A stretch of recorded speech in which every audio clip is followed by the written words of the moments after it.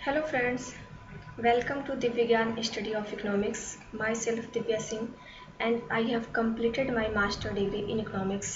Okay friends, आज हमारा micro economics का सेकेंड मॉक टेस्ट है। आज हम आप सभी के साथ 5 क्वेश्चंस जो है डिस्कस करेंगे माइक्रो इकोनॉमिक्स के।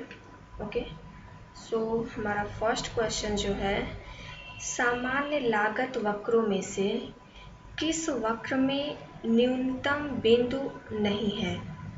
यानी क्वेश्चन में ये कहा गया है कि जितने भी यहाँ पे कॉस्ट कर्व दिए हुए हैं, औसत लागत, सीमांत लागत, औसत चर लागत, औसत स्थिर लागत, इसमें से कौन सा ऐसा कर्व है जिसमें मिनिमम पॉइंट नहीं होता है। ओके, सो फ्रेंड्स, मैंने आप सभी के लिए यहाँ पे ग्राफ दिया है। क्वेश्चन में ऐसा नहीं है, वो सिर्फ क्वेश्चन ही है, ग्राफ मैंने अलग से यहाँ पे पुट किया कि आप सभी को समझ में आ जाए अच्छे से।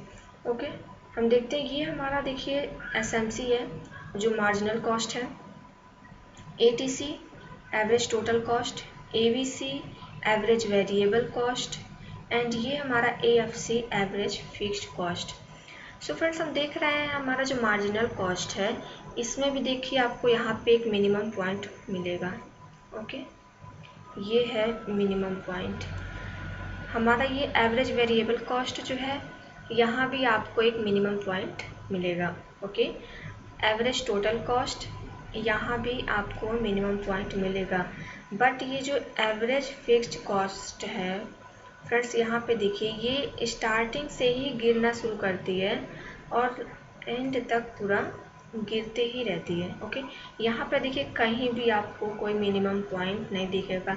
सो आप खुद समझ गए होंगे कि अभी फर्स्ट क्वेश्चन में हमारा कौन सा ऑप्शन सही होने वाला है। सो हमारा फर्स्ट ऑप्शन जो है थर्ड, कि औसत स्थिर लागत ऐसी होती है जिसमें कोई न्यूनतम बिंदु नहीं होता, यानी मिनिमम पॉइंट नहीं होता। ओके, हमारा नेक्स्ट क्वेश्चन है, सूची 1 और सूची 2 के साथ जो है सुमेलित कीजिए। यानी जो फर्स्ट लिस्ट हमारी दी हुई है एंड सेकेंड लिस्ट, इन दोनों में जो भी स्टेटमेंट दिए हुए हैं इनको फर्स्ट लिस्ट में उसे सेकेंड लिस्ट से मैच करना है।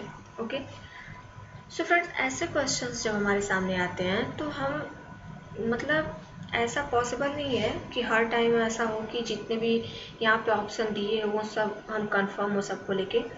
सो इन चारों में से जो हम बिल्कुल भी कंफर्म होते हैं जिन ऑप्शन पे, ठीक है, पहले उसको मैच करते हैं।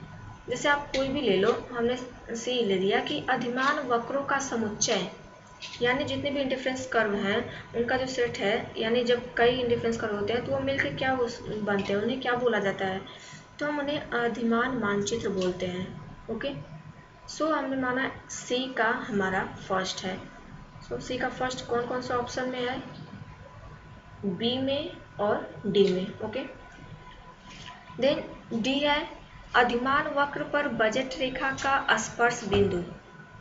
क्या होता है फ्रेंड्स, जहां कंज्यूमर जो है जब इंडिफरेंस कर्व पर बजट लाइन टच करती है, वही पॉइंट होता है जब कंज्यूमर इक्विलिब्रियम होता है। ठीक है, तो इससे क्या बोलेंगे हम, उपभोक्ता का संतुलन। सो हमारा डी का क्या है, फोर्थ हो गया। फोर्थ कहाँ है, डी का फोर्थ, सिर्फ डी, ऑप्शन डी में ही दिया हुआ है कि डी का फोर्थ होगा। कुछ तो हम कंफर्म हुए इस ऑप्शन को लेके। ओके, देखते हैं ऊपर का ये जो दिया हुआ है, ए में क्या लिखा गया है, विभिन्न संयोजन जिन्हें क्रेता क्रय कर सकता है।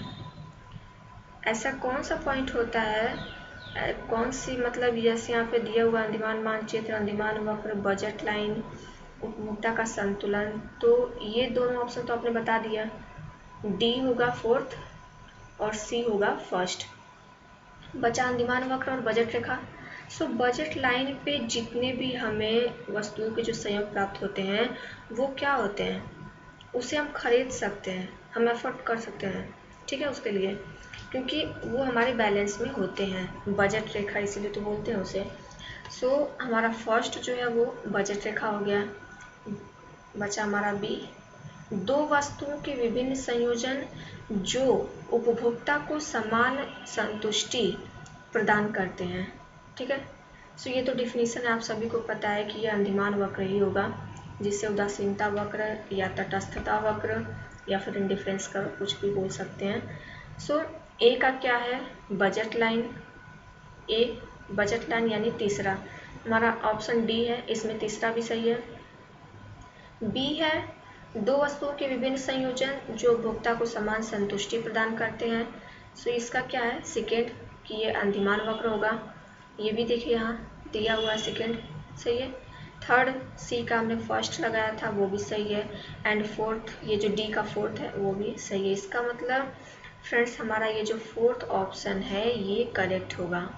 ओके, एंड नेक्स्ट क्वेश्चन हमारा, नीचे दो कथन दिए गए हैं जिनमें एक को अभिकथन ए तथा दूसरे को तर्क आर कहा गया है।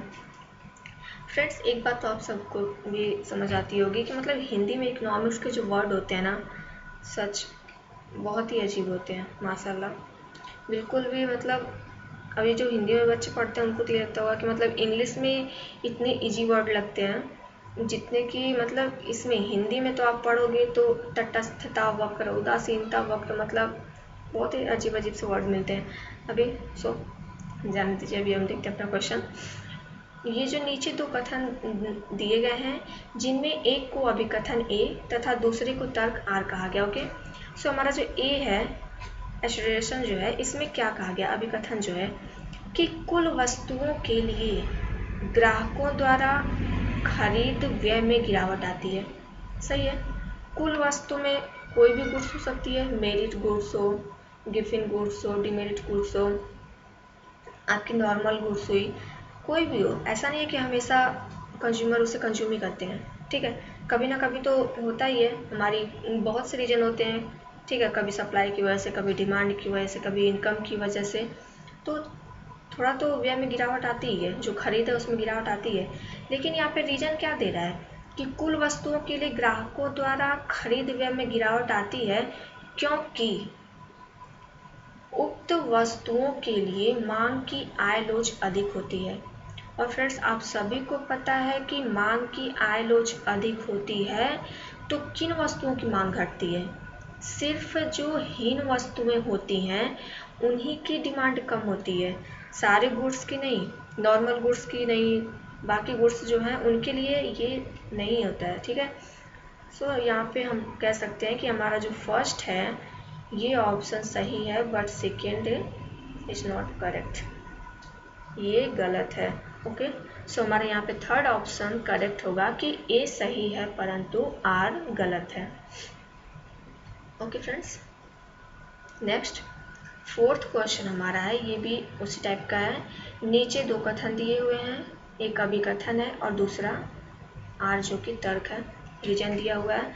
सो फर्स्ट क्या है कि CES यानी कांस्टेंट इलास्टिसिटी ऑफ सब्स्टिट्यूशन जो होता है CES उत्पादन फलन, उत्पादन फलनों के बड़े वर्ग की व्याख्या करता है। ओके फ्रेंड्स, सो ये चीज़ सही है कि CES जो होता है यानी प्रतिस्थापन की निरंतर लोच, प्रतिस्थापन की निरंतर लोच जो है ये उत्पादन फलन के बड़े वर्ग की व्याख्या करती है, यह एग्रीगेट फंक्शन को दिखाता है। ओके, सो हमारा फर्स्ट ऑप्शन तो सही है।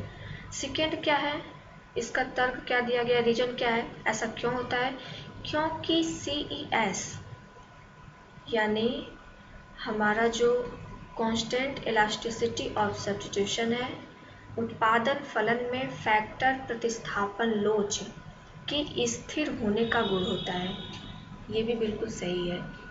इसी कारण से जो हमारा ये उत्पादन फलन में जो प्रतिस्थापन की निरंतर लोच है उसके जो स्थिर होने का गुण है, इसी वजह से ये फर्स्ट सेंटेंस हमारा सही है।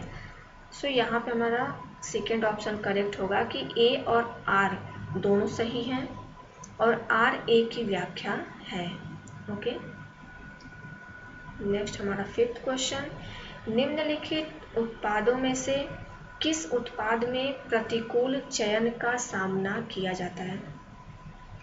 फ्रेंड्स प्रतिकूल चयन का मतलब क्या है, ये जो एडवर्स सिलेक्शन होता है ये कब होता है, जब असिमेट्रिक इन्फॉर्मेशन हो, जब क्रेता हूँ विक्रेता हूँ और दोनों को समान सूचना नहीं प्राप्त होती, ठीक है, उन्हें दोनों के बारे में पूरी तरह से अच्छे से पता नहीं होता, ठीक है, तो प्रतिकूल चयन की समस्या आती है। और प्रतिकूल चयन की समस्या जो है, इसका सामना बीमा से संबंधित होता है, बीमा से संबंधित सभी क्षेत्रों में होता है, ठीक है। सो यहाँ पे हमारा फर्स्ट ऑप्शन जो है बीमे का बाजार, ये भी, एंड सेकेंड जो है क्रेडिट का बाजार, ये दोनों ऑप्शन करेक्ट है। सो हम क्या करेंगे, यहाँ पे हमारा फोर्थ ऑप्शन करेक्ट होगा कि दोनों, एक और दो, दोनों। ओके, सो फ्रेंड्स ये हमारा 5 क्वेश्चन था आज का। Thanks for watching this video. Please like and share this video, and please friends subscribe my channel and press the bell icon. Okay, thank you so much friend. आप इस channel को subscribe करो जिससे कि आपके पास वीडियो आसानी से पहुंच जाए। Okay, thank you so much.